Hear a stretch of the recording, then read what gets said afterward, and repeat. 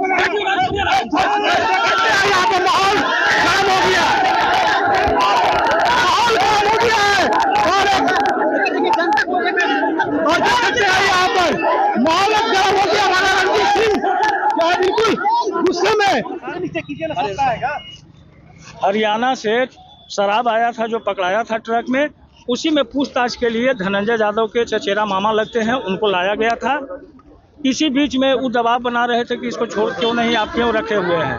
लगाया जा रहा है कि सरपंच के साथ जो है आपने दुर्व्यवहार किया है। हम नहीं किए हैं, दुर्व्यवहार नहीं है। जो भी पदाधिकारी का लग रहा है तो उनको हम लोग जांच करके खुद कार्रवाई करेंगे। सीसीटीवी फुटेज का मांग हो रहा है। फुटेज का मांग हम लोग दे रहे हैं, नहीं मिल रहा सर, नहीं मिल रहा है क्योंकि सर फुटेज दे रहे हैं। 2 घंटे से मधुबन बाजार जाम है, इससे जनमानस को काफी परेशानी हो रही है। रंजीत बाबू को हम फुटेज अभी जा रहे हैं, निकलवा के दे देते हैं व्हाट्सएप पर। शराब नहीं मिल रहा है, शराब नहीं। कब मिली है सर, इस धरने की सूचना कब मिली है? हो गया आधा घंटा पौने 2 घंटे से ये चल रहा है। मेरे यहाँ मर्डर हुआ है, उसी के छापेमारी में दूसरे जगह गए हुए थे। बिल्कुल पता चल रहा है जी। तो ये सीसीटीवी का फुटेज दे देते हैं, 10 से 15 मिनट में निकलवा के उनको हम व्हाट्सएप पर दे देते हैं। जाम अगर भर जाता है तो जनमानस को हम तुरंत निकलवा के दे देते हैं। परेशान हो रहे हैं। हाँ, जो सही होगा कार्रवाई होगा, जो पदाधिकारी गलत किया है कार्रवाई होगा, जांच हो रहा है कार्रवाई होगा, उसका जांच किया जा रहा है में होगा, उन पर कार्रवाई वरीय पदाधिकारी करेंगे। वरीय पदाधिकारी ही भी दिया गया है, लेटर दिया गया, इन लोग के माध्यम से भी हम लोग की तरफ से भी सूचना दिया गया है। उसका जांच हो जाता है, जांच के बाद जो उचित होगा कार्रवाई होगा। गेट पर आप लोग प्रदर्शन कर रहे हैं, मांग कर रहे हैं, क्या कुछ आश्वासन मिला है? देखिए, थाना का जो तरीका है ना, कमजोरों की आवाज को सुनता नहीं है लोग। हम लोग 1 घंटा यहाँ बैठे लेकिन कोई बात करने नहीं आया। फिर अंततः हम लोग जाकर के रोड को जाम करना पड़ा। हम लोग चाहते नहीं ऐसा करना, क्योंकि पढ़े लिखे लोग हैं, कानून को हम लोग जानते हैं। जब सड़क जाम हुआ, क्योंकि शिवहर से लेकर के बहुत सारा जो है कनेक्ट करता है सड़क NH 104, तो जाकर के जो है लोगों ने आने का काम किया। पहले डर रहे थे, फिर बाद में जो है आकर के उन्होंने बात किया। तो हम लोगों ने यही कहा है कि सीसीटीवी फुटेज आप दे दीजिए, तो दे देंगे। हम लोगों ने अभी दे दीजिए, टेक्नोलॉजी का जमाना है। आप मेरे मोबाइल पे व्हाट्सएप कर दीजिए, धनंजय जी सरपंच साहब के मोबाइल पे भेज दीजिए, और लगातार वाला फुटेज चाहिए। तो उन्होंने आश्वस्त किया कि हमको 15-20 मिनट का टाइम दीजिए। तो हमने सड़क को जो है खोल दिया है। फुटेज अगर दे देते हैं, लगातार दे देते हैं, तो हम लोग अपनी लड़ाई को लड़ेंगे। इनके भरोसे हम थोड़ी ना बैठेंगे। कानून बहुत दूर है और हम लोग कानूनी लड़ाई लड़ना जानते हैं।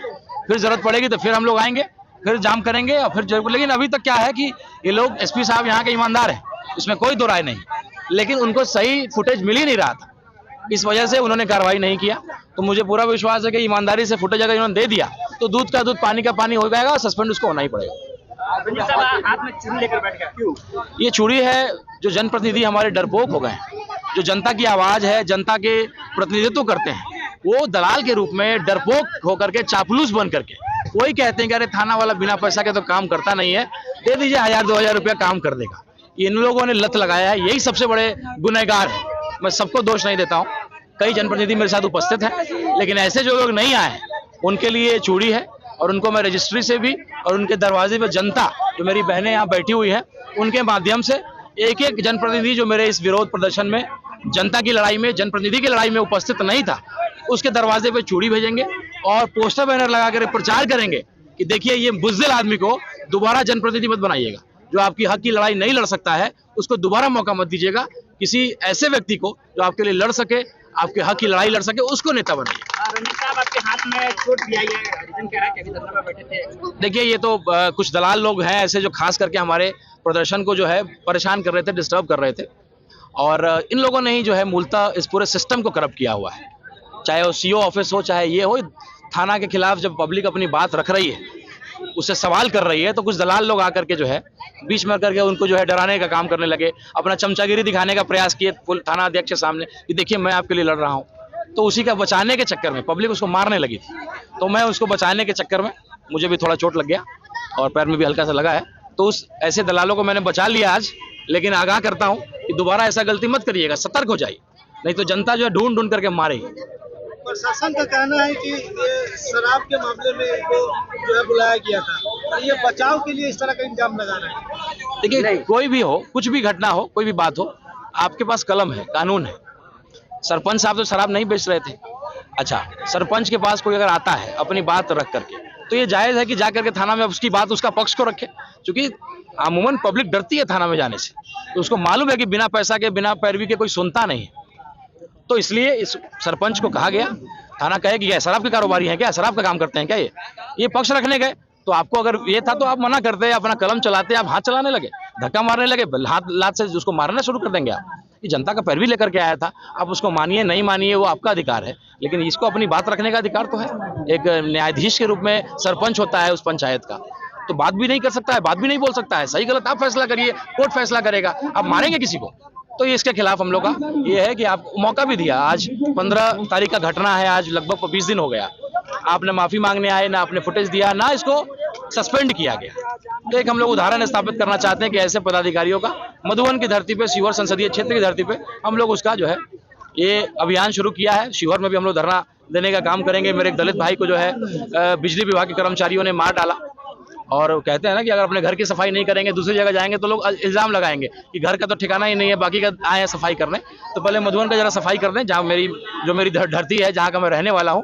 फिर उसके बाद शिवहर से लेकर ढाका से लेकर सभी जगह संसदीय क्षेत्र में, क्योंकि मैं लोकसभा का चुनाव लड़ा था और जो है उन लोगों से मेरा परिचय, मेरा बात है, मैं उससे ये करना चाहता हूँ। इसमें कई सारे महिलाएं भी है जिसका कहना है कि अभी 13 साल के युवक का मर्डर हो गया है, इनका आवेदन देने आए, थाना प्रभारी नहीं ले रहे। यही हालत है। देखिए, जब तक इनको डर नहीं होगा ना, जनता पहले ताकतवर हुआ करती थी। मेरे पिताजी यहाँ से सांसद रहे, मेरे जो है बहुत जनता के हाथ में ताकत को दिया, लेकिन अब ये जो दलाल लोग बहुत सक्रिय हो गए हैं, ये लोग जनता की ताकत को जो है छीन लिया इन लोगों ने। वही जनता की ताकत को हाथ में देंगे और जो परेशानी होगा, कभी कोई जनता को नहीं कहेंगे कि आप 100, 200, 500 रुपए दे दीजिए, कभी इस तरीके को हम लोग नहीं बढ़ावा देंगे।